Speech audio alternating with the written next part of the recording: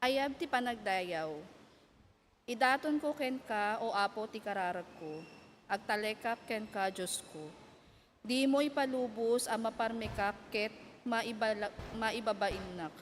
Di mo ipalubos adagiti kabusor ko la isendak. Saan na maparmek dagiti agtalaken ka, nga may babain dagiti mangbusor ken ka. Isurum kanyak dagiti idaldalan mo o apo. Wen ipakaamon idda kanyak. Isuron nak nga agbiag kas mayan nurnok ti kinapudnom. Tasika ti Diyos ang mga salakan kanyak. Agmalmalin nga agpanurayak ken ka. Uwapo, lagi pem ti kinamanang asim, kan kinamanagat mo, nga hindi po nga na ana ipakaam mo. Pakawanem ti basol kan labsing ko idag tutubuak. Gapoy ti di agbalbaliw nga ayat kan kinaimbag mo. Uwapo, lagi penak. Nalinteg kinaimbag ni Yahweh, isuro na dagiti managbasol iti rumbeng apag naanda. Iturong na dagiti napakumbaba tinalinteg adalan, ket isuron na ida iti pagayatan na. Iti ayat kan kinapudno, idalan na ida, dagiti amin ang mga nurot iti tulag kan bilbilin na. Himno ti panagdayaw.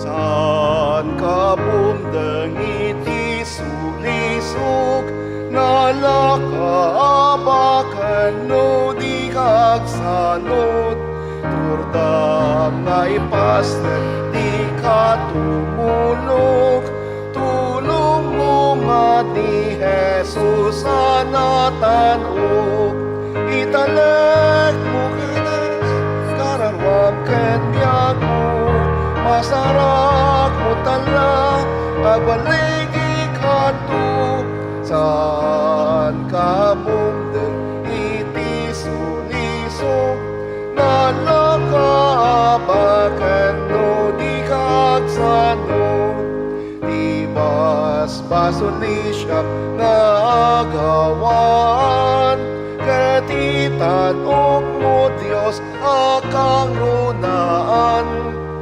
da kasasaw, di kaulitan, matmatam ni Jesus, isut pagtalkam, italek mo ken Jesus, kararwam ken biyag mo, masarak mo tala, agbaligi kanto, saan ka bumdeng iti sulisog, nalakabakan no di kagsanod, no masayro ka in kakemkwana, kadagiti pagat tulungan na ka, daitan tu pamatim no sila lagda, isunto ti talgad mo agbaligi ka, italag mo ken Jesus, kararwam ken biyag mo, masarak mo tala, agbaligi kanto, saan ka bumdeng iti sulisog, nalakaabakan no di kagsanod. Kararag tayo. O nasantuan nga, o Diyos, umay kami ken ka nga agdaan kinararag, o kenamnama itana agsapa. Kas agdayaw kami ken ka, bigbigen mi, o Diyos nga sika tinagtaudan, ti adu nga ayat ken grasya. Agyaman kami tibiyag nga insagot mo kada kami. Pakawanen na kami met kadigiti basbasol, ken pangkungkarangan mi tapno. Maikari kami ken ka tapno, maikari kami nga mangidaydayaw tinagan mo. Bendisyon nam o apo, dagiti araraw mi, tapno mabalin met nga bendisyon ti sabsabali. Itanga ni kanito apo babaen ti espiritu, samto marikma mi kad iti pangidalan ken panaykikadwa. Kada kami ti daytoy nga pagdaydayawan. Dagitoy apo, ti dawat ken kararag mi, gapu ti nasamit nga naga ni apo mi nga Jesus. Amen.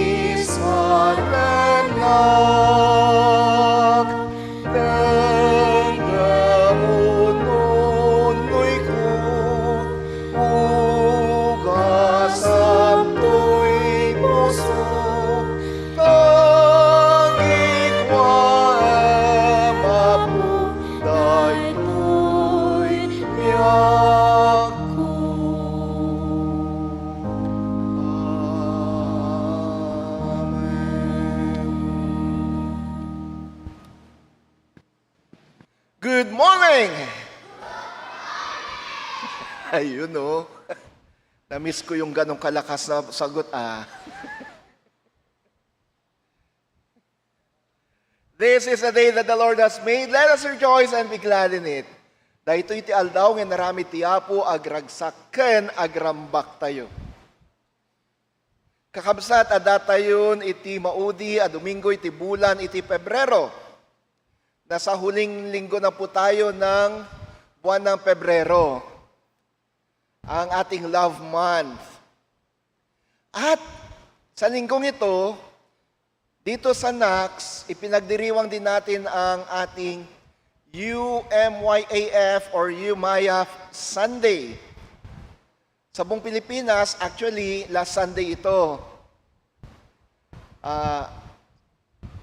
Kaya lang, nung linggo, yun ang ating Love Sunday, kaya pinagpaliban natin ang pagdiriwang ng UMYAF Sunday sa araw na ito.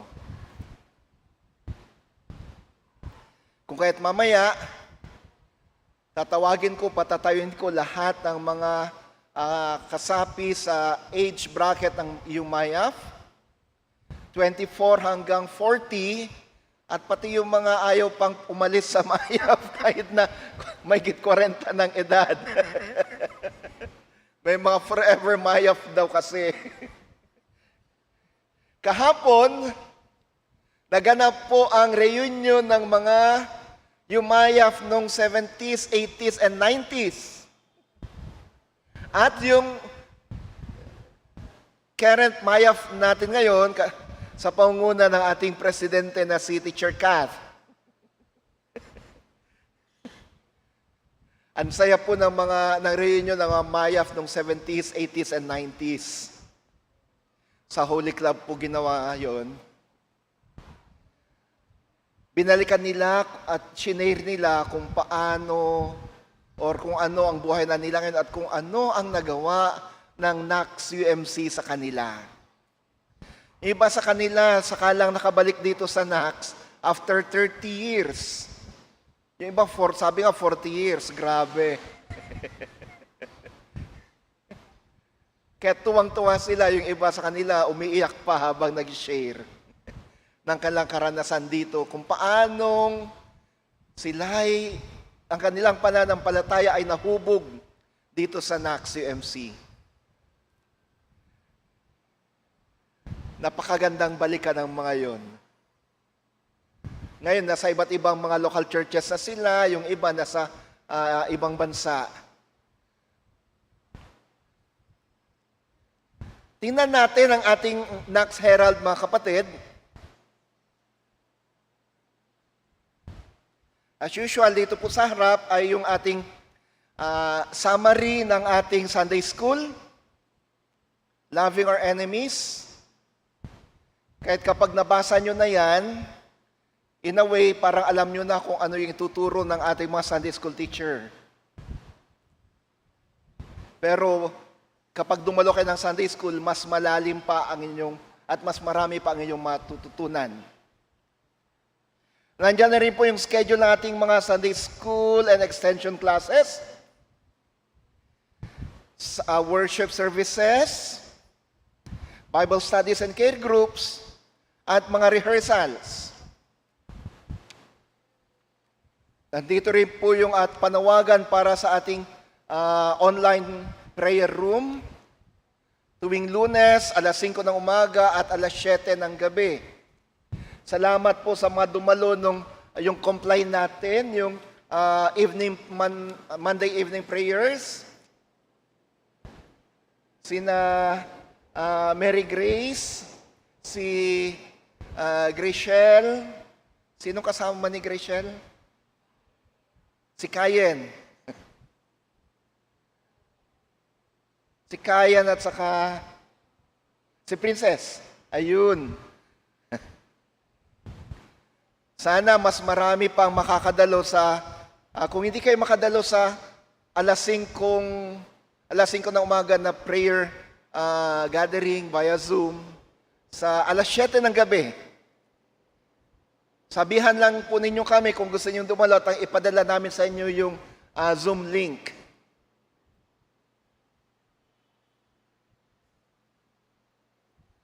Nandito na rin po yung ating mga, yung financial report natin. Magkano bang offering natin at mga expenses natin at kung magkano pa natira sa ating pondo ngayon. Now, pansinin natin yung likod. Isama po natin sa ating panalangin ang patuloy na evaluation, review of plans and planning ng ating Church Council. Nasimulan po ito last Sunday. Itutuloy po natin mamaya hanggang sa March 2. Kung kaya tinatawagan ko ang mga chairperson ng bawat committees and ministries, take note of this. Just in case na nalimutan nyo yung inyong mga plans at yung template, pinadala ko na rin po kahapon o kagabi yung template ng ating planning at reporting. Mamayang hapon po pagkatapos ng lunch. And then sa March 5, ito ang simula ng Lenten season. Sa March 5 po, Ash Wednesday service with the imposition of ashes. Alas 9 po ng umaga ito. Linggo ng Miyerkules ng Abo. And then March 9, ito po yung Church Council meeting natin. Dito rin sa Holy Club din po. And March 16, yan po yung UMWSCS Sunday sa lahat ng ating services. Ang manguna po sa atin sa March 16, mula liturgies, ushers, preachers ay mga kababaihan. Para sa ibang mga announcements, andyan na po sa ating Herald, kung kaya tingnan na lang po natin dyan at nang sagot alam natin kung ano pa yung mga ating kailangang ipanalangin. Nandyan na rin po yung history ng simula ng UMY-AFP. Paano nga ba nagsimula ang UMAYAF dito sa Pilipinas? Andyan na rin po yung maiksing history. Actually, mahaba yan. Pinaiksihan ko lang. At nandyan na rin po yung UMAYAF hymn. Sana lahat ng mga Mayaf alam nila kung paano kantahin yung Mayaf hymn. Actually, kahapon, sabi ng mga ibang mga nag-reunion, aba, ngayon lang namin narinig o nakanta to Nag-senior na sila, di pa nila nakanta yung Mayaf hymn. Happy birthday! Sino-sino mga nagdiriwan ng kalangkarawan sa linggong ito? Sina Dr. Edwin Reyes, Mariela Abrejera, Lance Patrick Mejia, Ofelia Vasquez, Abigail Heralde, Ruth Caligia, Emerson Fuertes, Jennifer Racal, Joy Del Cortez, Frey Depris Velasco, Elaine Cruz, Grace Benires, Joshua Aaron Famorcan, Evelyn Lanuza, Jacob Miguel Alag.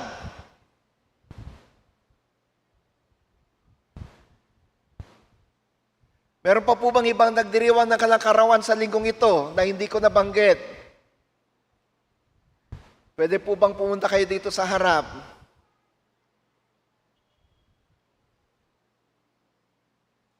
Ayan.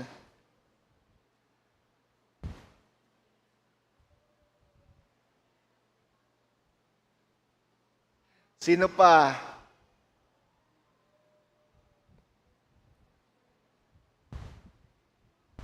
Wala na po bang mga birthday celebrators dyan? Ay yung mga nagdiriwang ng kalang wedding anniversary. Wala po. Kung wala, ating tawagin ngayon, lahat, kilalanin nga natin, lahat ng mga may honors sa grading period na to. Gusto ko lang na maging huwaran sila sa kanilang mga kapwa estudyante. mga with honors, with high honors, mula elementary hanggang nursery, kinder hanggang grade 12. Pwede po bang pumunta kayo dito sa harap? Sige na mga anak. Uy, walang gustong tumayo. Dito sa choir, nakita ko sa yung Facebook post ninyo. Ayan.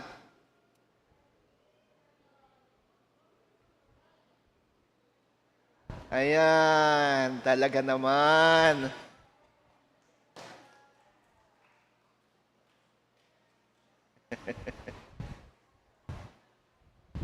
O ba't kayo nagsisiksikan dyan? Dito sa gitna.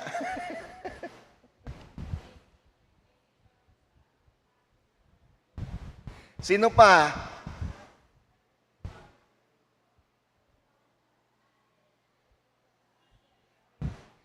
Ayaw bumaba ni Karsten eh.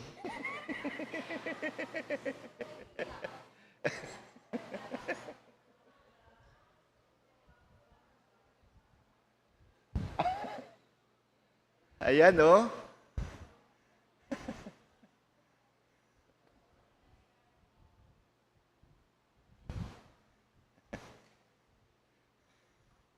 Palakpakan naman natin tong mga anak nating to.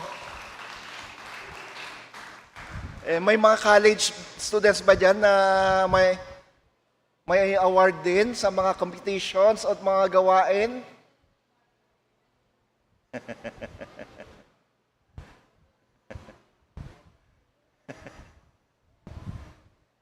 Pumagit na kayo mga anak. 10, Grishel, pumagit na kayo. Tawagan na rin natin dito sa harap yung mga first-timers. Ayan. Mula Muñoz.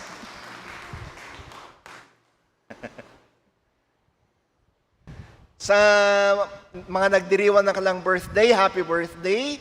Sa mga achievers, congratulations. Magsilbi nawa kayong halimbawa sa mga kapwa mag-aaral ninyo. Alam ko may mga iba pa dyan eh. At sa mga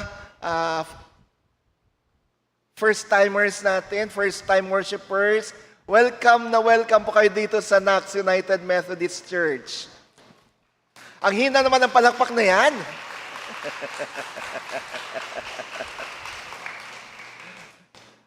Sige po, can we just extend our hands toward them and let us pray for them? Maraming salamat po, Panginoon, sa buhay at kalakasan ng mga kapatid na to.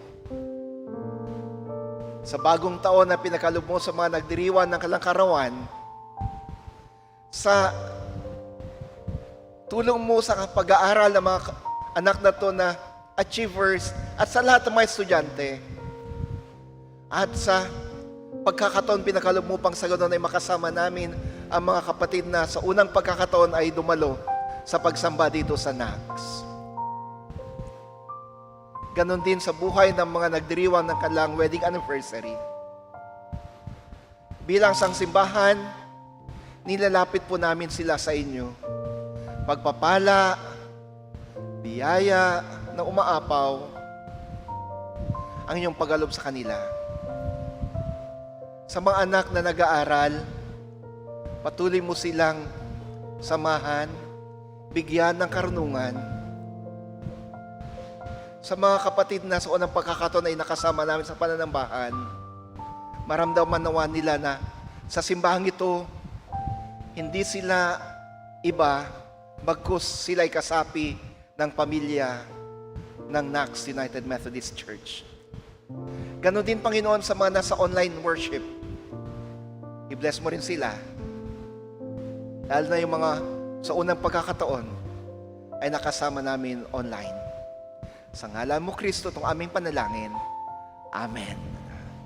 A birthday song and God bless you song.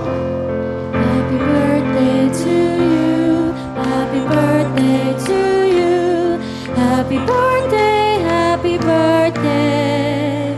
Happy birthday to God bless you. God bless you always.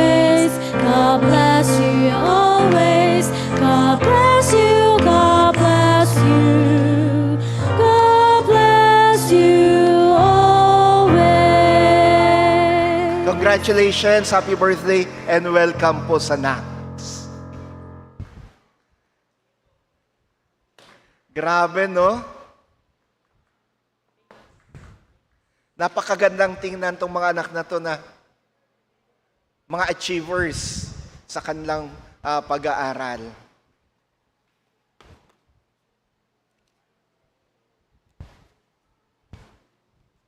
Ngayon naman mga kapatid, ating tawagin ang mga bata para sa kanilang alay sa Panginoon.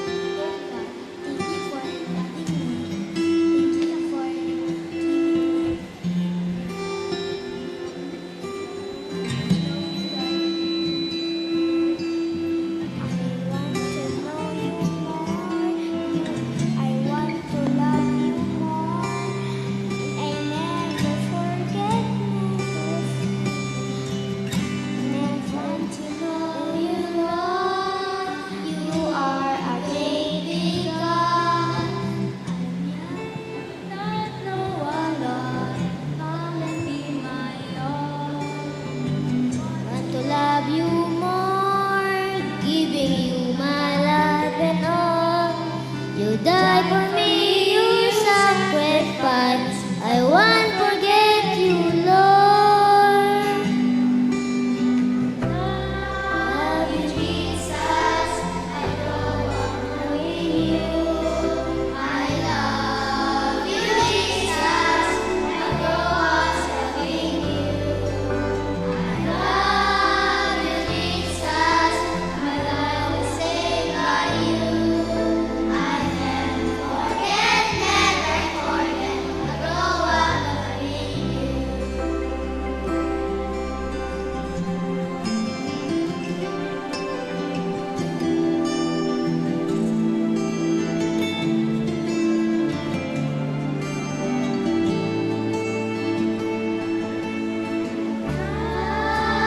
Jesus, I grow up knowing you. I love you, Jesus. I grow up serving you. I love you, Jesus. My life was saved by you. I never forget, I grow up loving you. We love you, Jesus.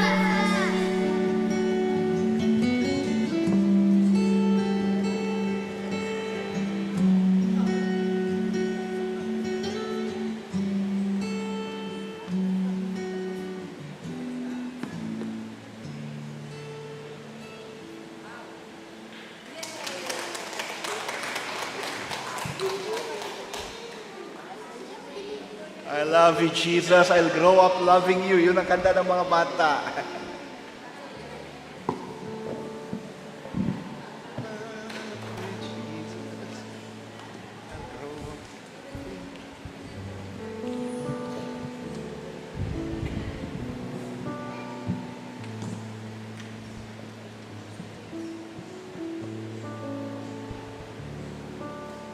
Sige, tayo'y manalangin. Nasa harapan po namin ngayon ang mga batang ito, Panginoon.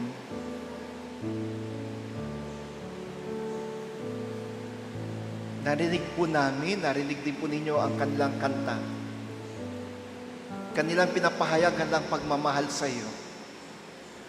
At ang pangakong sa kanilang paglaki, patuloy kanilang mamahalin. Dalangin namin, Panginoon, tulungan mo ang mga anak na ito. Lumaki sila gaya ng paglaki mo, O Kristo. Malusog, malakas, matalino, kaaya-aya sa harapan ng tao at sa harapan ng dakilang Ama. Tulungan mo sila sa kanilang paglaki at pag-aaral. Tulungan din ang kanilang mga magulang at lahat ng mga nangangalaga sa kanila. May bigay nawa sa kanila ang isang magandang bukas. Bukas na masagana. Punong-puno ng pagpapalang biyaya. Gamitin mo ang simbahang ito upang sa ganon ay lumaki sila sa pananampalataya. Sa ngalan mo, Kristo. Amen.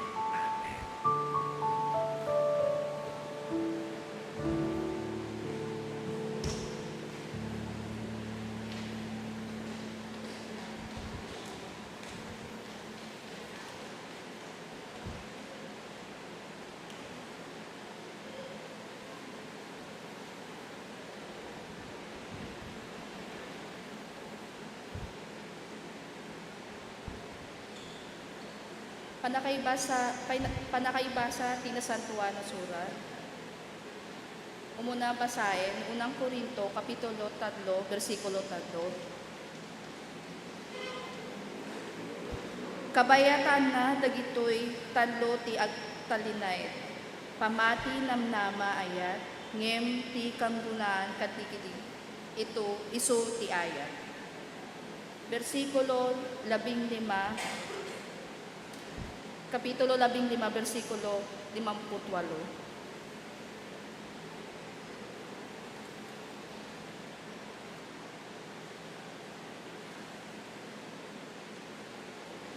Ngarud patpatgek akakabsat.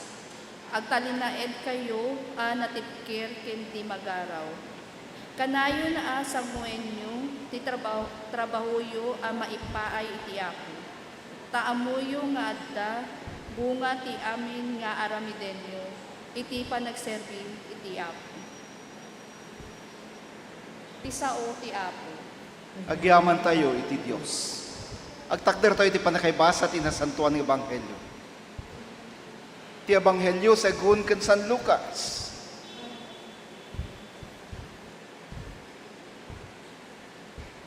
Pero sinasabi ko sa inyong mga nakikinig sa akin, mahalin ninyo mga kaaway nyo, gumawa kayo ng mabuti sa mga nagagalit sa inyo. I-bless nyo ang mga sumusumpa sa inyo at ipag-pray nyo ang mga nangaapi sa inyo. Pag sinampal ka sa isang pisngi, ipasampal mo din yung isa pa. Kung may kumuha ng coat mo, ibigay mo na din pati yung damit mo. Bigyan mo ang bawat taong nanghingi sa iyo. At kung may kukuha ng mga gamit mo, huwag mo nang bawiin ang mga yon. Gawin nyo sa iba ang gusto nyong gawin nila sa inyo. Kung ang mahal nyo lang ay ang mga nagmamahal sa inyo, bakit kayo kailangang i-bless? Minamahal din ang mga makasalanan ang mga nagmamahal sa kanila. At kung gagawa kayo ng mabuti sa mga taong gumagawa din ng mabuti sa inyo, paano kayo naging iba? Ginagawa din niya ng mga makasalanan. Kung nagpapautang kayo sa mga taong alam nyong magbabayad, mag-expect ba kayo ng blessing dahil doon? Kahit ang mga makasalanan nagpapautang sa mga makasalanan at ina-expect nilang babayaran sila sa parehong halaga. Pero mahalin nyo ang kaaway nyo at gumawa kayo ng mabuti. At magpautang kayo ng hindi nag-expect ng bayad. Dahil dyan, bibigyan kayo ng malaki reward at maging mga anak kayo ng kataas-taasang Diyos kasi mabait siya sa mga hindi marunong magpasalamat sa mga masasama. Maging maawain kayo gaya ng Ama nyo na maawain. Huwag niyong husgahan ang kapwa nyo at di rin kayo husgahan ng Diyos. Huwag niyong paparusahan ang iba para hindi rin kayo parusahan ng Diyos. Pagpatawad kayo, patatawarin kayo din kayo ng Diyos. Pagbigay kayo sa iba at bibigyan din kayo ng Diyos. Tatanggap kayo ng sakto sa sukat, siksik, punong-puno at umaapaw. Yung panukat na ginamit nyo sa iba, ang gagamitin din sa inyo ng Diyos. Mga kapatid, ang ebanghelyo ng ating Panginoon. Madayaw ka, o Apo Kristo.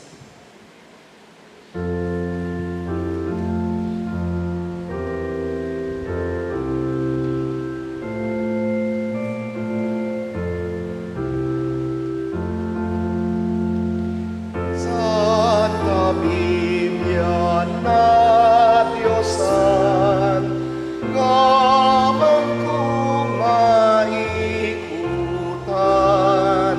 sikat pakasarakan, tibiagan na Christian one, Biblia at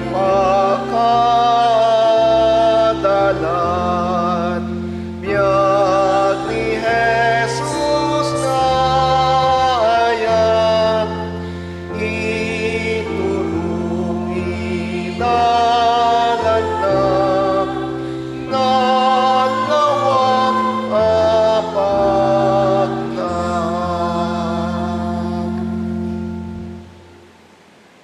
Mensahe ti kanta, Nax UMC Choir.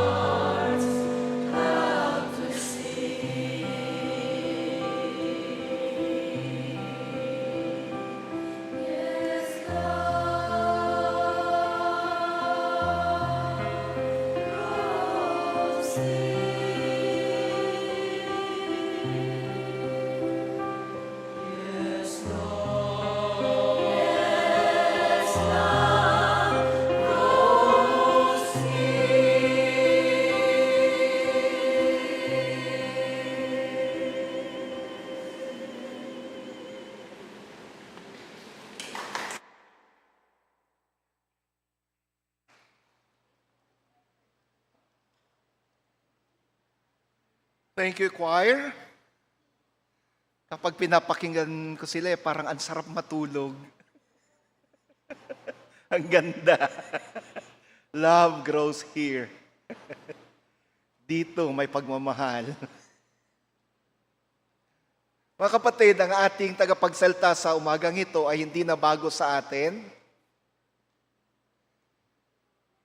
Isa po siya sa pinakaaktibong yumayaf ng ating simbahan.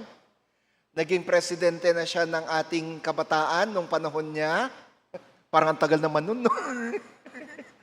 Ilang taon lang nakakaraan. Naging presidente na rin siya ng ating yumayaf. At ngayon ay isa sa mga officers ng distrito sa mga young adults.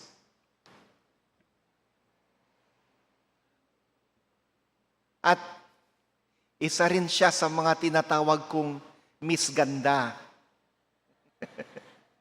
Hindi lahat tinatawag kong ganda. Pero dito sa NACS, isa siya sa mga unang tinawag ko na ganda. Talagang maganda naman siya. Ang ating speaker ay isang chemist. Gumagawa po siya ng mga pabango. At ang mga umorder sa kanya, mga celebrities pa. Let's welcome si kapatid na Liza Aguilana. Ganda?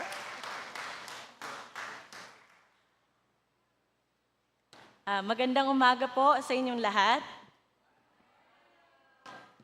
Sa mga hindi po nakakakilala sa akin, ako po si Aliza Aguilana.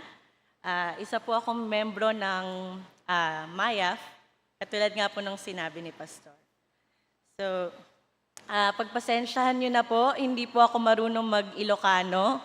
Kaya po, ang gagamitin ko pong salita ay Tagalog at English. Sana po, pagpasensyahan nyo na po ako. Ngayon po ay sineselebrate po natin ang UMYAF Sunday dito sa Knox. At ang verse po na tema ngayong Sunday na to is 1 Corinthians chapter 15, verse 58. Babasahin ko po muna sa English. Therefore, my beloved brethren, be steadfast, immovable, always abounding in the work of the Lord, knowing that your labor is not in vain in the Lord. Babasahin ko naman po ngayon sa Tagalog. Kaya nga, mga minamahal kong kapatid, magpakatatag kayo at huwag matinag. Maging masipag kayo palagi sa paglilingkod sa Panginoon dahil alam niyong hindi masasayang ang inyong pagpapagal para sa Kanya. Medyo mahirap po yung Tagalog, no? Pagpapagal para sa Kanya. Bago po tayo mag-proceed dun sa ating teksto, gusto ko lang po itanong, nakakita na po ba kayo ng lighthouse? Ano po ba sa Tagalog yung lighthouse? Bergona po? Sorry, hindi ko po marinig. Opo, yung lighthouse po, na yung, ang lighthouse po yung nagbibigay ng warning or yung nag-guide yung ilaw nito sa mga barko o bangka para maging maayos yung direksyon ng mga pupuntahan ng mga barko at bangka. At alam po natin na makikita natin kadalasan nasa may dagat, syempre, dahil nga mga barko at saka bangka. And alam natin na yung lighthouse na ganon ay mga napakatibay. Dahil kadalasan po na tourist spot, ginagawang tourist spot yung mga lighthouse. Sa sobrang tagal, sobrang tatag na po ng mga lighthouse na ito. And they are built to face and brave the storms and the crashing waves. Sinisigurado ng mga gumagawa ng mga lighthouse na kaya nito ma-withstand ng kahit anumang bagyo o alon na haharapin nito. And may mga napansin lang po akong mga features ng lighthouse. Siguro po napansin nyo rin naman po ito. There are two features that I noticed that make lighthouses very sturdy and dependable. First is, makikita po natin sa lahat ng mga lighthouse, very sturdy, yung foundation po niya ay very matigas. And yung second po ay ang kanyang hugis. So yun po, yung dalawang features na nakita ko po at na-notice, yung pundasyon at saka yung hugis po nito. And yung unang feature, talakayan po natin, ay yung foundation ng lighthouse. So para masigurado na hindi madaling matumba ang lighthouse, kailangan na matibay ang pundasyon nito, kung saan ito itatayo, kung ano yung mga materyales na gagamitin. Naglalagay sila ng mga mabibigat, mga matitibay na bato sa ilalim para solid yung tatayuan ng mga lighthouse. A solid foundation ensures that it can stand both the weight of the building at yung mga force ng mga water na tatama dun sa lighthouse. At kung walang matibay na pundasyon, mabilis lang po itong masisira. Baka tumaob o magiba yung mismong lighthouse. Ang pangalawang feature naman po na napansin ko ay yung hugis or yung shape nito. Ano po ba yung kadalasang hugis po ng lighthouse? Di ba po yung parang patayo pong ganyan? Yan, tama po. At ang karaniwang itsura ng isang lighthouse ay parang cylinder, ganyan. So, sinasadya pong ganito ang disenyo dahil mas madali nitong masastand yung mga waves. Kung makikita nyo po pag ganito, kadalasan pag tumama yung waves, gaganon lang po dahil pabilog yung lighthouse. Hindi nito sinasalungat or nilalabanan yung mga waves, kundi ay hinahayaan niya na tumama lang sa kanya at pinapadaan niya lang sa kanya. Bakit nga po ba importante ang isang lighthouse na manatiling nakatindig at nakatayo kahit may bagyo? Ito po ay dahil meron itong purpose. Ang isang lighthouse ay ang nagbibigay ng direksyon o babala sa mga barko o bangka na nakakakita ng ilaw na ito. Balik po tayo doon sa verse po natin. Doon po sa, therefore, my beloved brethren, be steadfast, immovable, always abounding in the work of the Lord, knowing that your labor is not in vain in the Lord. Sa buhay po natin ngayon, ano nga po ba ang ibig sabihin ng pagiging steadfast or yung immovable? Always abounding in the work of the Lord. Paano po tayo tinawag ng Panginoon upang kumilos kahit ano pa man ang ating pinagdadaanan o kahit gaano man kalakas ang mga alon na hinaharap natin? Isa-isahin po natin. First po is yung steadfast and immovable. Therefore, my beloved brethren, be steadfast and immovable. Sa Tagalog po, magpakatatag kayo at huwag matinag. Katulad nga po ng ating example kanina, gaya ng lighthouse, we often face storms and big waves. Marami tayong kinakaharap na problema, pwedeng sa pamilya natin, sa kanya-kanya nating pamilya, sa school, sa work, at marami pa pong iba. But this verse reminds us to hold firmly to our faith and purpose in Christ. Sinulat po ito ni Apostle Paul, and he tells us to stand strong in our faith, unwavering, unchanging, and unflinching. Kapag dumating ang mga pagsubok at mga pinagdadaan ng sobrang hirap harapin, and we are tempted to shift our hope, mas naniniwala tayo sa kakayanan, mas naniniwala tayo, mag-shift tayo sa kakayanan ng pera, o kaya ng mga narating natin, mga achievements natin, mga pinag-aralan natin. But hindi yon yung nire-remind sa atin ni Apostle Paul. Ang nire-remind niya sa atin is to be steadfast in our faith. Again, be unwavering, unchanging, and unflinching.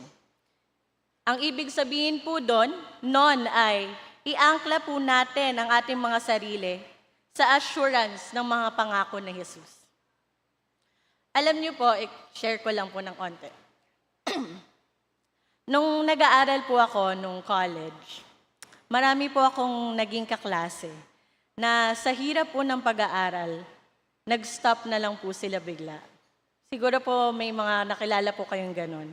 Bigla na lang po sila, parang pagpasok po namin sa school, nakita na lang po namin, hindi na sila umaattend. Bigla na lang po silang nawala. Hindi na po sila pumapasok, bigla-bigla. And wala po silang pinapasabi. Kasi siguro nga po, maraming paghihirap or struggle silang naranasan. Marami po siguro silang mga rason na hindi na po natin alam. At ang sabi ko po nun sa sarili ko, siguro kung wala akong Diyos sa buhay ko, isa rin po ako sa mga nag-stop dahil sa hirap po ng pag-aaral. But because I held on to the promises and the commands of the Lord, nairaos ko po yung pag-aaral ko. Kaya gaya po ng sinabi ko kanina, we should anchor ourselves on the assurance of His promises. Pero paano? Madaling sabihin na i-anchor natin, pero mahirap gawin. So ang tanong po nating lahat ay, paano? To be steadfast and immovable requires us to root ourselves in God's Word and to seek His strength and guidance. Wala pong ibang sagot kundi ang Panginoon. We should root ourselves in God's Word. Magbabad po tayo sa mga salita ng Diyos. Ito yung pundasyon, katulad ng pundasyon sa lighthouse, na kailangan natin para maging steadfast, para maging immovable.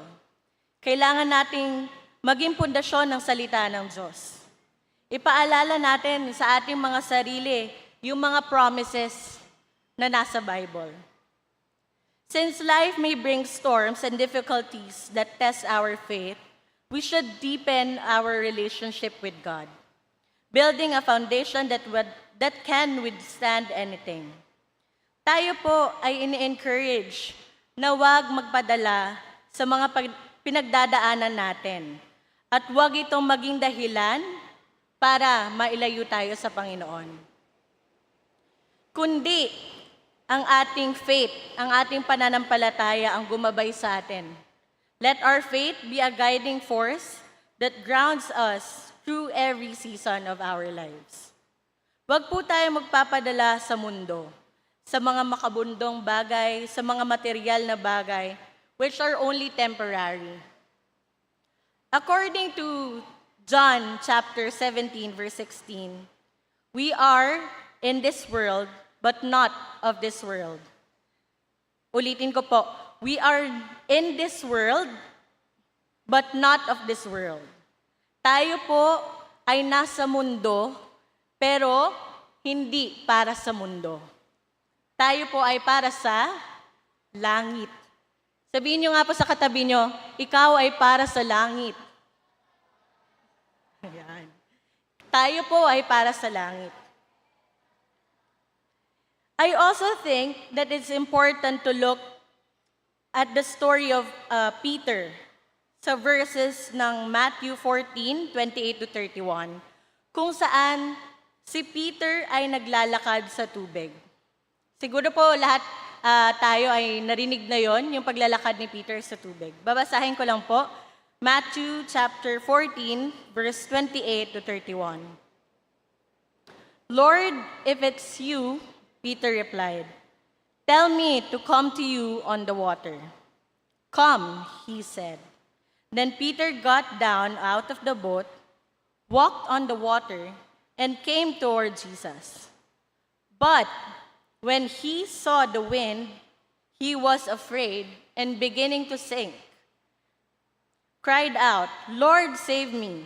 Immediately Jesus reached out his hand and caught him. You of little faith, he said, why did you doubt? Makikita po natin sa nabasa po natin mga verses na ito po ay story kung paano nakapaglakad sa tubig si Peter. Habang humahakbang siya, pababa ng bangka nila, at nang makatapak na siya sa tubig, hindi siya hinayaan ng Panginoon na lumubog or malunod. It was only when he saw the wind. Ulitin ko po yung verse 30. But when Peter saw the wind, he was afraid and beginning to sink. Noong una po okay siya nakakapaglakad siya. Pero nung nakita niya na po kung gaano kalakas yung hangin, he was afraid and began to sink.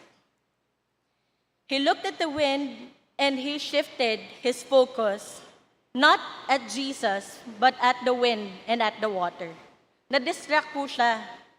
Nawala yung focus niya sa Panginoon, na-distract siya, at doon siya nagsimulang lumubog. Inalis ni Peter ang kanyang paningin sa Panginoon at binaling niya ito sa alon sa tubig. Doon po siya natakot at biglang lumubog. Marami pong pagkakataon po na mas tinitignan natin or nagfo-focus po tayo sa bigat ng mga problema at hindi kung gaano kalaki ang ating Diyos. Mas nagfo-focus tayo kung gaano kahirap or gaano kalaki or gaano nakakatakot harapin. Hindi natin na-realize na doon tayo mas nalulunod, gaya ni Peter.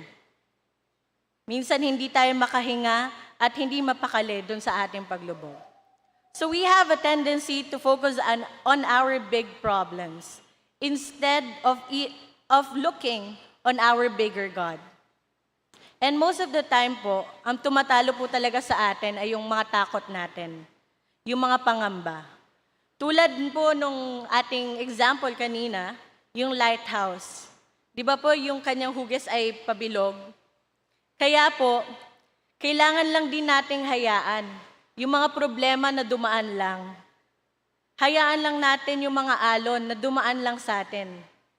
Let it pass by you and not at you. Huwag po nating hayaan na sirain tayo ng mga alon na yon. Trust the Lord and rest in the comfort of knowing na laging nakabukas at nakaabot ang kamay ng Diyos upang tayo ay tulungan sa kahit anumang pagsubok na ating nararanasan. So for our next part po ng ating verse, always abounding in the work of the Lord. Maging masipag kayo palagi sa paglilingkod sa Panginoon. Always abounding. Unahin po muna natin yung word na abounding. Ang ibig sabihin po nun, going above and beyond. Hindi sakto lang. Dapat sobra-sobra. Lubos-lubos. Overflowing. At ito po ay hindi lamang po na command or suggestion sa mga pastor or mga leader po natin dito sa church. It's for all of us na nandito ngayon or nakikinig man po online. Lahat po tayo ay ni-encourage to always abound in the work of the Lord. All of us are called to work for the Lord. Tayo pong lahat ay tinawag ng Diyos na maging parte ng kanyang ministeryo. Mga kapatid, it's time na po to take part in the ministries of our church. Gusto ko lang din po i-appreciate yung mga volunteers po natin every Sunday. Yung choir, yung multimedia, at marami pa pong iba na volunteers. Yung money counter, maraming salamat po. Dahil pinapakita po nila yung ministries na kailangan po ng ating simbahan. Being part of these ministries of our church is a privilege.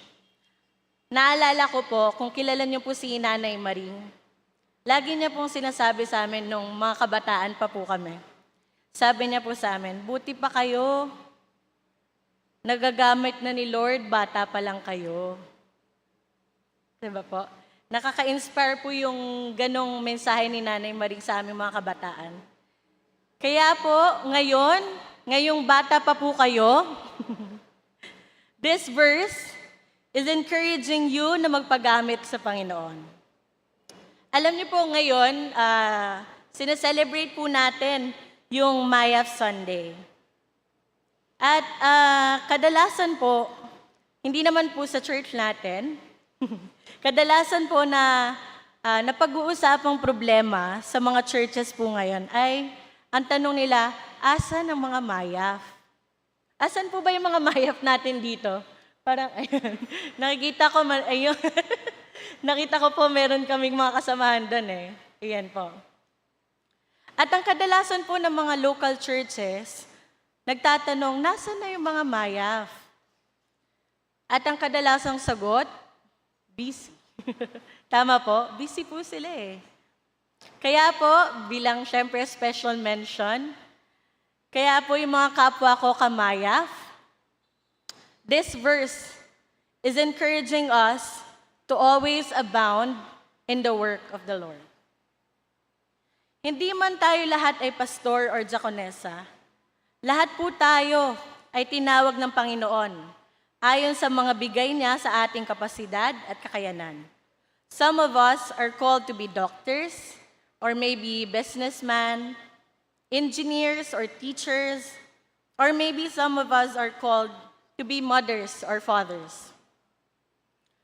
According to Colossians chapter 3, verse 17, "And whatever you do, whether in word or deed, do it all in the name of the Lord Jesus, giving thanks to God the Father through Him."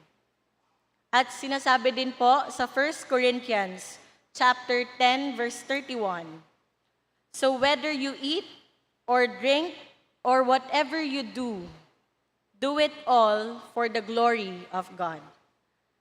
Napaka-basic po, no? Whether you eat or drink, it's a very basic necessity ng tayong mga tao. Whether you eat or drink, kahit ano mang gawin mo, do it all for the glory of God. Dito po sa mga verses na to, mapapansin po natin, it is not what we do that truly counts. Rather, who we do it for.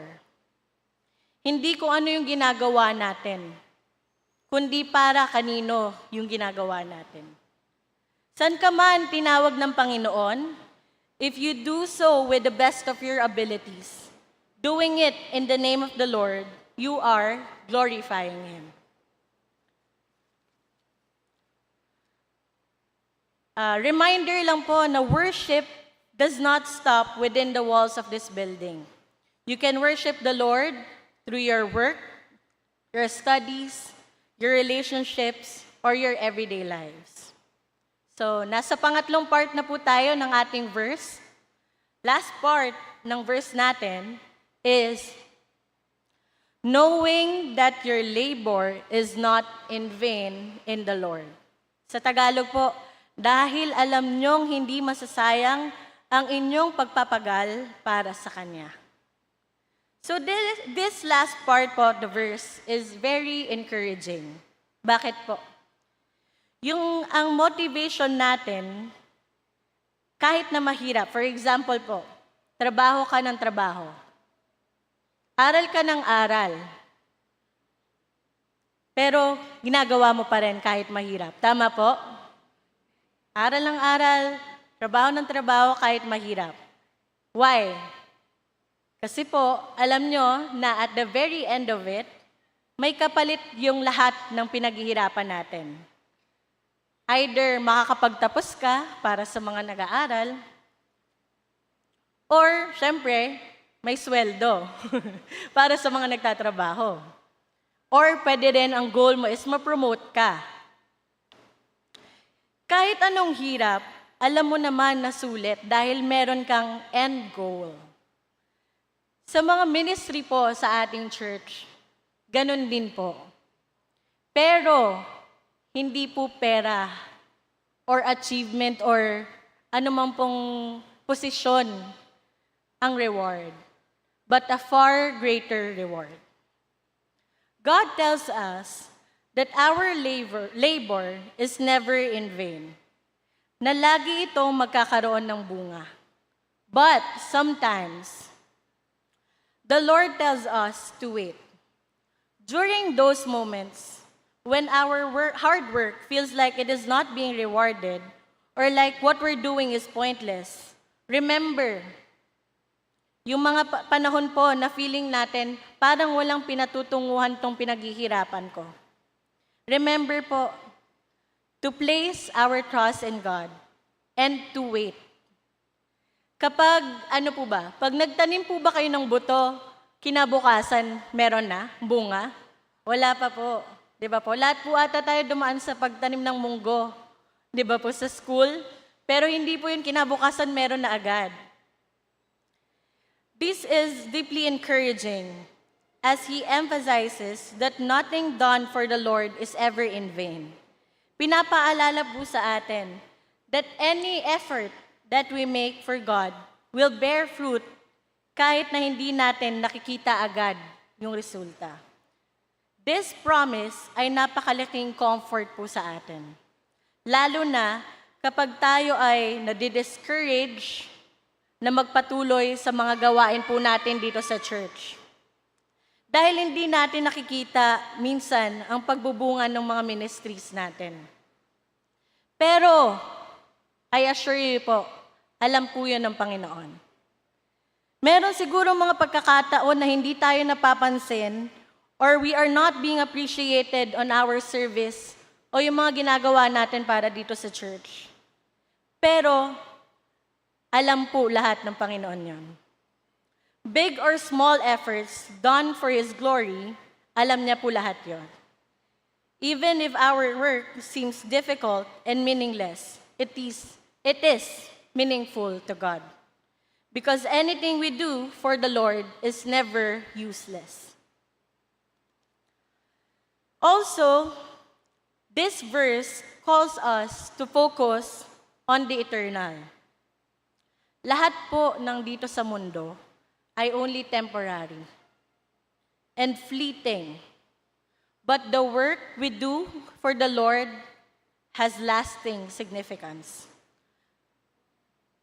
According to 2 Corinthians chapter 4, verse 18, so we do not focus on what is seen, but on what is unseen.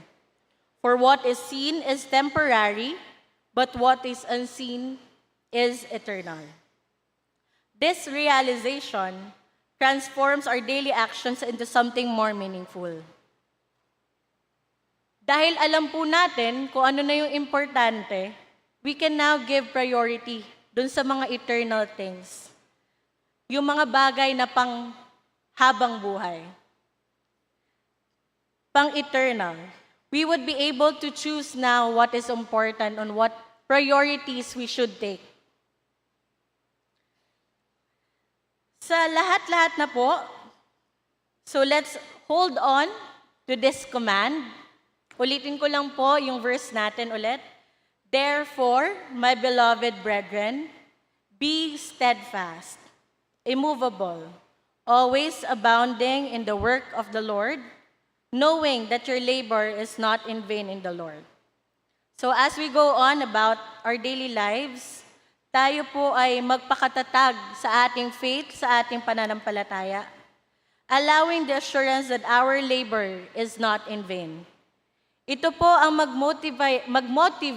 motivate sa ating lahat dahil alam natin na hindi para lang sa wala ang ating pagpapagal para sa Panginoon.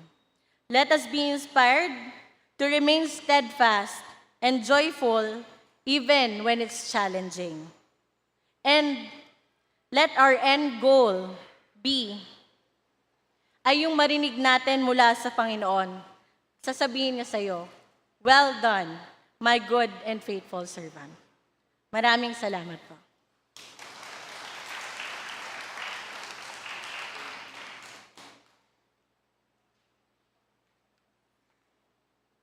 Thank you, Eliza. May nakuha kong napakaganda kanina. Ibigay ko lang isang take home ko ngayon. Hindi mahalaga kung anong kabutihan ang ginawa mo. Ang mahalaga ay kung kanino mo ito ginawa. Thank you. Thank you. Ganda.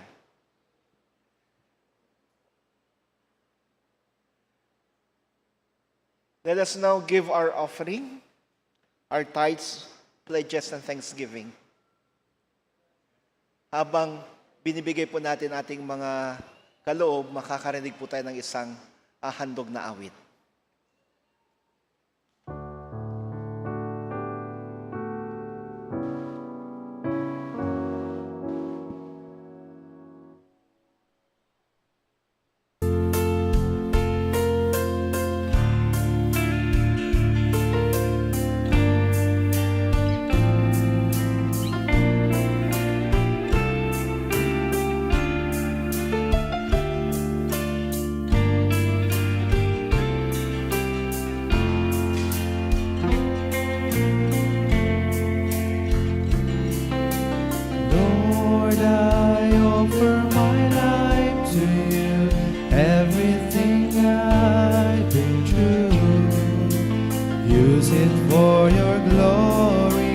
Lord, I offer my days to you, lifting my praise to you as a pleasing sacrifice.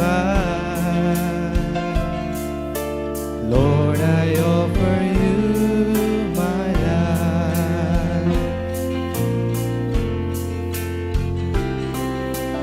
Lord, I offer my life to you, everything I've been through.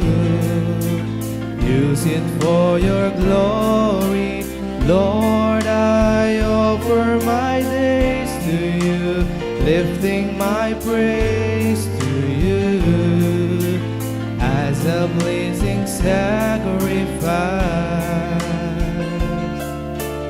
Lord, I offer you my life. Things in the past, things yet unseen, wishes and dreams that are yet to come true. All of my heart, all of my praise, my heart and my hands are lifted to you. Lord, I offer my life to you, everything I've been through. Use it for your glory. Lord, I offer my days to you, lifting my praise to you as a blazing sacrifice. Lord, I offer you my life.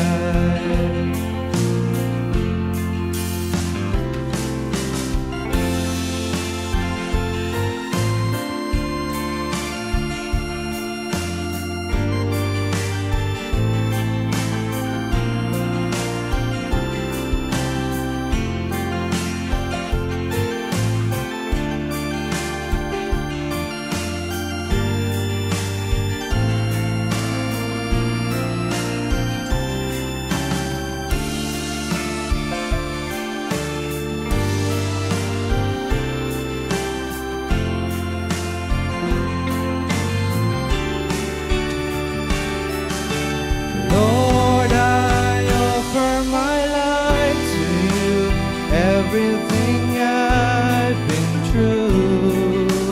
Use it for your glory. Lord, I offer my days to you, lifting my praise to you as a blazing sacrifice. Lord, I offer you my life. Lord, I offer you my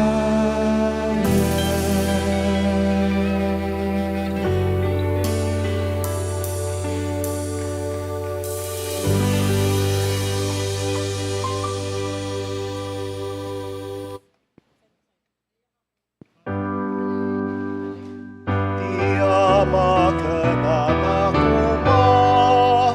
en Espiritu liliwa, dayawan malipanguna, di langit at pinaka.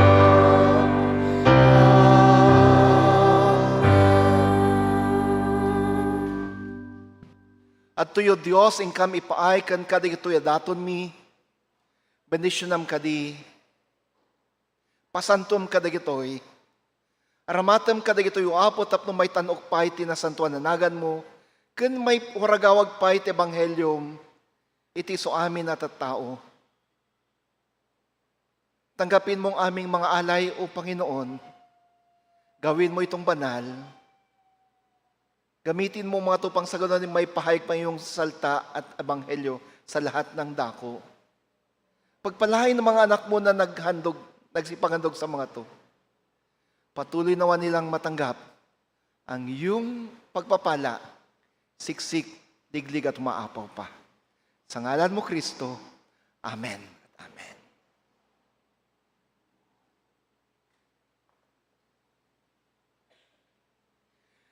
Sa oras na ito, mga kapatid, ating kilalanin ang lahat ng mga kasapi ng United Methodist Young Adults Fellowship. At kapag di pa sila naging miyembro na ating local UMIAF, siguro ito na ang panahon para kunin ang mga pangalan nila. Teacher Kath? Anaisa? Sige, pwede po bang pumunta dito sa harap lahat ng mga ang edad ay 24 hanggang 40. Pwede po ba kayong pumunta dito sa harapan? 24 to 40. O si Ate Pearl daw sa Ate Minda. Pati sa Ate Flor.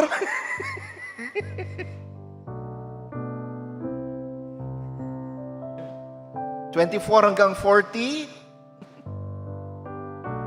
Ayan. Pwede pang pumunta rin dito yung mga kahit na beyond 40 pero ang gusto'y sa Mayaf pa rin.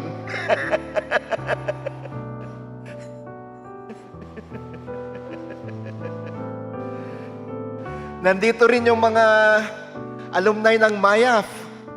Mayaf nung 70s, 80s, and 90s na dumating kahapon sa reunion. Pwede po ba kayong pumunta rito?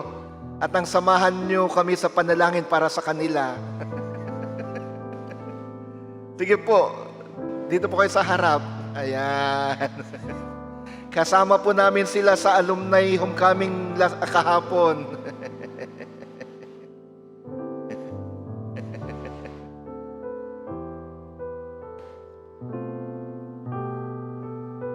Eto, mga alumni na kasama namin.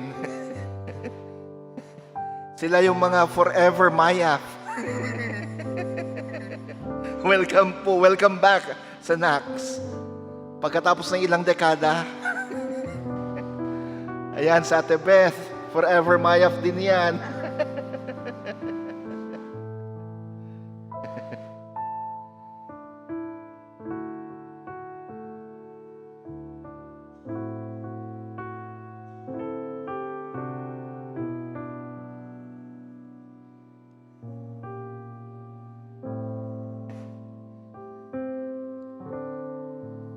Can we just extend our hands toward them and let us also pray for them, friends?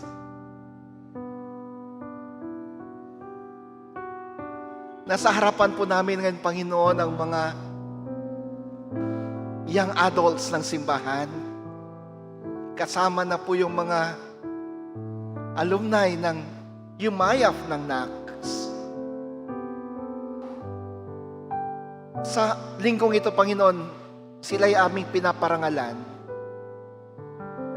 Sila'y ginamit mo at patuloy mong ginagamit upang sa ganon ay may pahayag ang iyong kadakilaan, ang iyong pangalan, at ang iyong ebanghelyo. Maraming salamat po sa buhay nila. Maraming salamat po sa kanilang ministries. Maraming salamat po sa kanilang dedication and commitment sa iyo at sa simbahan. At ngayon, Panginoon, sa pagdiriwang namin ng UMIAF Sunday dito sa NACS United Methodist Church, amin silang tinatalaga muli sa inyo. Patuloy mo silang pagpalain, gamitin, magliwanag nawang kanilang ilaw saan man dako sila pupunta. Maging matatag, kagaya ng narinig naming mensahe kanina. I-bless mo rin kanilang pamilya, ang kanilang mga hangarin at adhikain. Sa ngalan mo, Kristo. Amen at amen. Palapakan naman natin ang mga Mayaf natin. Happy UMIAF Sunday sa inyo. God bless. Andito yung nanay, tatay nyo sa UMIAF.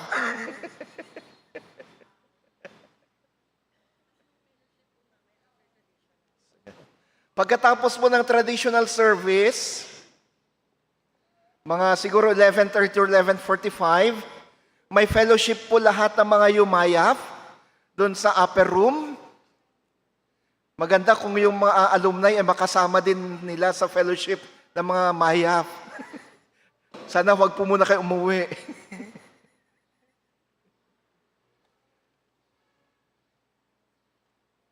Habang kinakanta po natin ang ating hymn of discipleship, nangingi ng Amtoy Biag, tinatawagan ko muna ang ating mga ushers para likumin ang ating special offering para sa young adult ministries.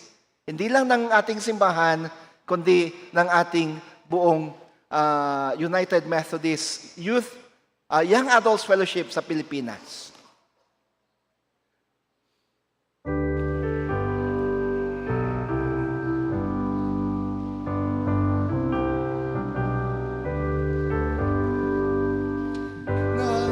Nanginangam to'y biyak, manupod ko di pangyarigak, daramang ugas kanya, yasinag naglanitarpad, inaldaw kan oras, dahil tapig sa marignak, dahil takad na puayan, tiyag na yun kanyak.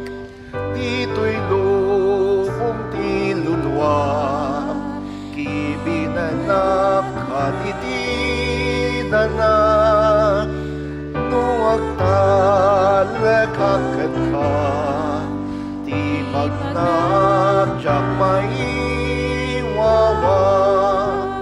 inaldaw kan oras, dahil tapig sa marignak, dahil takad na puayan, tiyak na yun kanyak.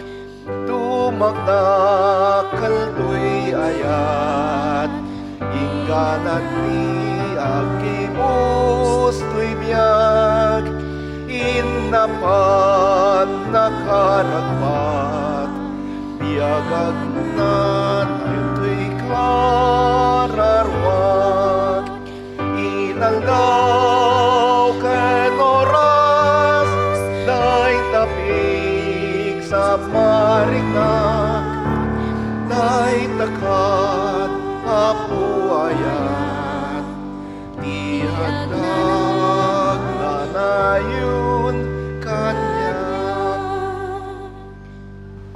Kayo ba'y may sakit na nararamdaman ngayon, mga kapatid?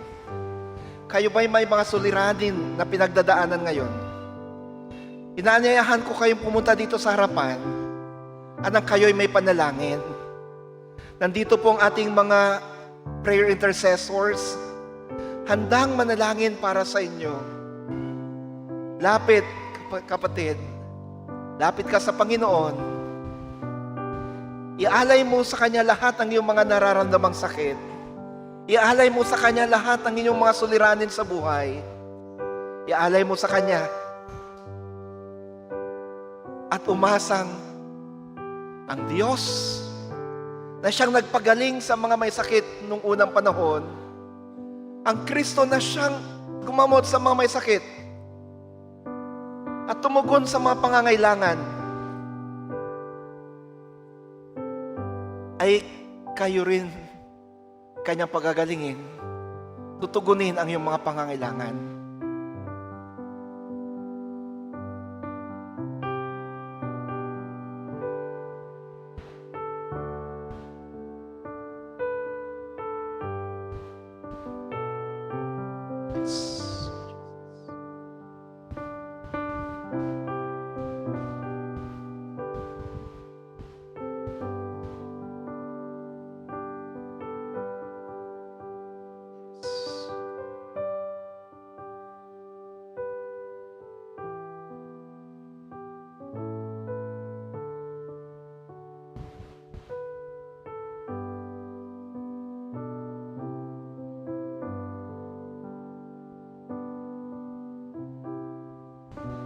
Sa oras na ito, O Diyos na dakila,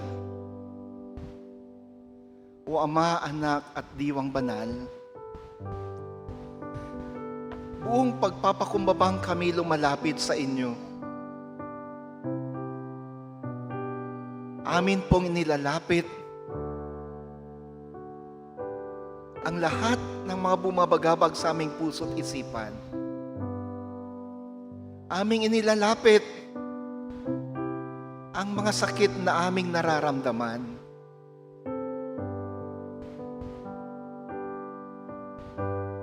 Aming inilalapit ang mga suliranin sa pag-aaral, sa relasyon,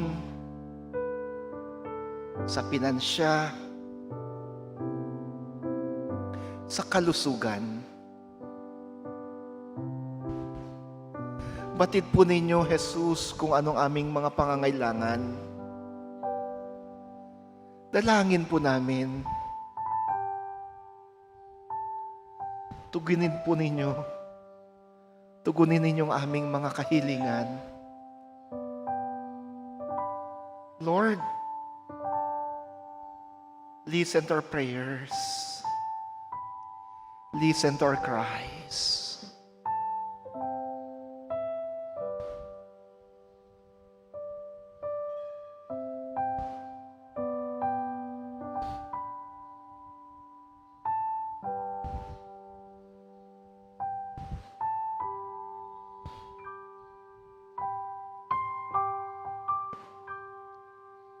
Maaring sa oras na ito, Panginoon,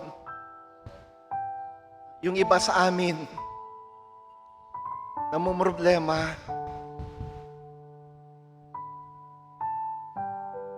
saan kaya kukuha ng pambayad sa mga bayarin, sa mga gastusin sa araw-araw,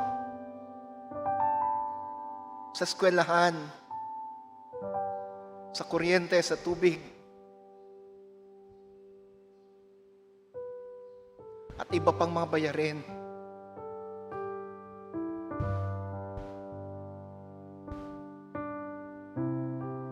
Di na alam kung paano. Sa oras na ito, Panginoon, ako'y nananalangin kung paano, Jesus, na tinugon mo ang pangangailangan ng ikinasal sa Kana. Kung paano, O Diyos, na tinugon mo ang pangangailangan ng balo ng propeta at ng kanyang mga anak sa lumang tipan. Tugunin mo rin ang pangangailangan pinansya ng mga kapatid na narito ngayon, pati yung mga nasa online. Ang iba, nangangailangan ng kagalingan sa masakit na nararamdaman. Jesus, kung paanong pinagaling mo ang paralitiko, kung paanong pinagaling mo ang bulag, kung paanong pinagaling mo ang pipi at bingi, release your healing mercy, release your healing power, your healing grace to these your people right now. Be healed in the mighty name of Jesus. Be healed in the mighty name of the Lord. Receive your healing now. Receive your healing. Sa mga nasa online worship na nangangailangan ng kagalingan, touch them, O Jesus, and let them be healed. Sa mga may problema sa relasyon, sa loob ng pamilya, sa trabaho, sa mga kapitbahay, restore good relationships, O Jesus. Tanggalin ang anumang hidwaan. Tanggalin ang anumang hindi pagkakaunawaan. Sa mga nagdadalamhati dahil sa pagpanaw ng mga mahal sa buhay, ipagkaloob mo ang kaaliwan. Ipagkaloob mo, Jesus, ang kaaliwan sa kanila. Pakinggan ang aming panalangin, O Kristo. Pakinggan ang aming pagsamo, dakilang Panginoon. Pakinggan ang aming pag-iyak, O Diyos. Yes. Jesus.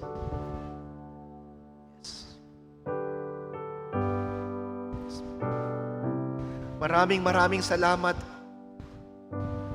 sapagkat alam namin na ang mga panalangin ito ay inyo nang tinutugunan. Maraming salamat, O Kristo, sa kagalingan, sa tulong, sa pagpapala,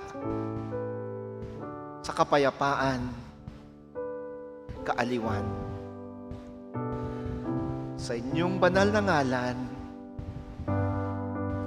ito pong aming pagsamo, ito pong aming panalangin. Amen. Amen.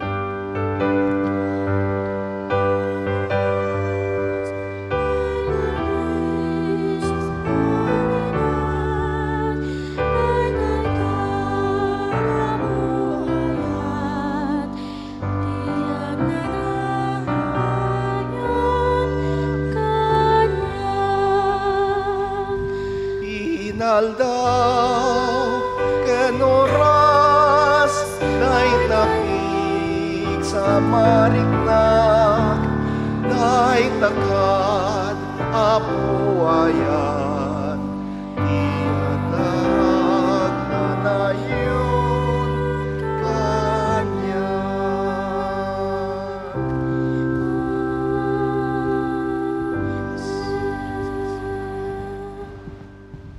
Mga kapatid, ang Diyos na ating sinasamba ay napakabuti. Ang Diyos na ating sinasamba ay Diyos ng kagalingan, Diyos ng pagpapala. Humayo kayo at ihayag ito sa lahat ng tao, sa lahat ng dako.